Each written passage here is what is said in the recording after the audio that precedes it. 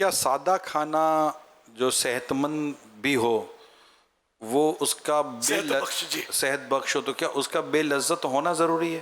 बेलज्जत तो जरूरी नहीं, पकाने आना चाहिए। हमारे घर में दाल पानी में पकती रही, मेरी बहनें तो दुनिया से चली गई, आखिर उम्र तक मैं ये कह सकता हूँ हमारे घर में दाल पानी में पकती थी। और आप खाएं तो आप बोले अच्छा, हम तो यार तेल डाल दे फिर भी ऐसी नहीं बनती। अच्छा, कढ़ी पानी में बनती थी, चावल उबले हुए बनाए जा सकते हैं सिर्फ पानी में। पंजाब में तो अभी रवाज है खाने मन,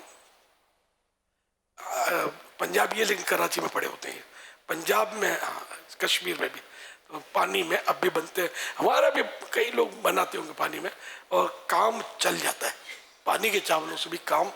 बंगला उबले हुए चावल, तो उबले हुए चावल पॉसिबल हैं, लेकिन ये कि ये हमारे यहाँ भी अगर ये नाफिज कर देना कि जब वाइट चावल हो ना तो वो उबले में बनाया जाए। यार ये खाएंगे, इनको बोलने की जरूरत नहीं है ना कि ये उबले में, ये बोलेंगे तो नखरे करेंगे ना, मैं बोले ही नहीं कि ये उबले में है और ये दाल पानी में पकी हुई है, लेकिन ये कहीं पकाने आनी चाहिए पानी में।